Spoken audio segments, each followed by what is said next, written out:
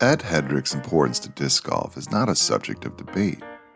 I mean, the guy perfected the flying disc, invented the pole hole, installed the first formal disc golf course, and founded the Professional Disc Golf Association. And that's only the first page of his resume. Which of these deeds most influenced the rise of competitive disc golf? Now, this is a question worth debating. As I often do when I wonder something, I recently took to the internet and posted a poll on Twitter. A plurality of respondents said Headrick's invention of the pole hole was his most influential achievement. Plausible, I thought, but I wasn't convinced. And so I sniffed around the internet until I came across a reply that really spoke to me. Isn't that why we all sniff around the internet? Responding to my question on Facebook, Chuck Kennedy, the mastermind behind the PDGA rating system, pointed to Headrick's relentless pursuit to install courses as his most impactful achievement. He was the original Johnny Basket seed of our sport, Kennedy wrote.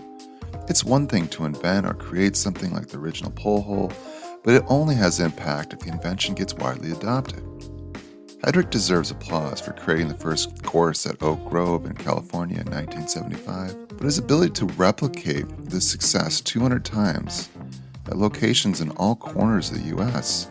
at a time when hardly anyone anywhere knew about disc golf was more amazing than any other of his notable accomplishments.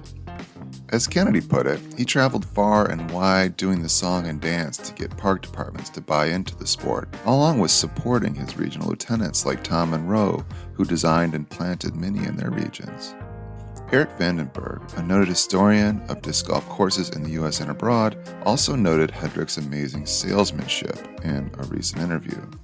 He was everywhere, just all over the country, Vandenberg said, Alabama, Oklahoma, Nevada, Arizona, Wisconsin, South Carolina, Indiana. Headrick's willingness to go for it and his aptitude for convincing a wide range of groups to put courses in the ground was Headrick's great gift to disc golf land. This is an argument I develop in my book, Emerging Sports as Social Movements. It was the pole hole's permanence and the ability of Headrick and so many other trailblazers to install courses from coast to coast that most affected the future of the sport. Those chains in the pole hole were a stroke of genius, but it was the act of sinking the pole into concrete that converted the game of Frisbee into a sport. The importance of a fixed and permanent infrastructure can be detected in the histories of most sports.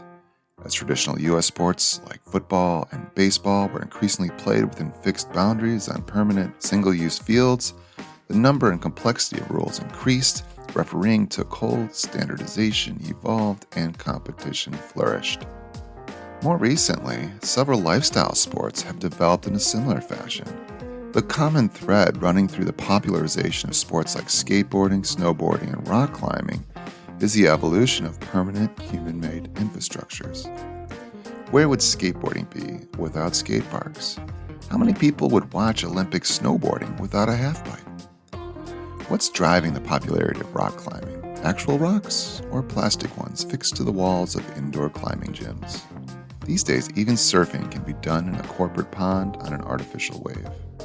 Disc golf and other lifestyle sports are still less structured, less rule-oriented than most traditional sports, but they too have become increasingly enclosed, fixed, artificial, and competitive. Over the years, as more and more courses were planted in the ground, the sport seemed more real. After all, the alternative form, ad hoc object golf, or frolf, is entirely made up by design. There's a sense of security afforded by a permanent disc golf course. A dad can drop his son off at one and feel relieved knowing that Kyle is not, as it turns out, obsessed with meandering aimlessly through the forest throwing frisbees at randomly selected trees. Fixed baskets and tee pads also made it more obvious and easier for people to experience disc golf not only as a fun game or whimsical adventure, but as a challenge that can be mastered, as a sport that can be won. Like the indoorification of rock climbing, the rise of permanent courses grounded us, made us feel safer, and certainly popularized disc golf. But it also dimmed the spontaneity and creativity that must have characterized the early days of the game. There's a kind of freedom in frolf, and there's a beauty to be found in impermanence. The unstructured fun of inventing a course and playing for the love of playing on a track that will never be played again fades with the installation of metal baskets and concrete tee pads. For many lifestyle enthusiasts, as their sport became more rational and standardized, as commercial firms increasingly insisted on safety, efficiency, and a reliable return on investment, as top players saw the benefit of professionalization, the sport became less authentic, less impulsive, and less reflective of the original identity and lifestyle they held dear. This fascinating push and pull between efforts to grow disc golf as an organized, competitive sport and to experience it as a lifestyle can be seen throughout the history of the sport. And that is where I'm headed in the next installment. I'll explain how organizational and technological changes have influenced disc golf over time, transforming it from a lifestyle to a competitive sport.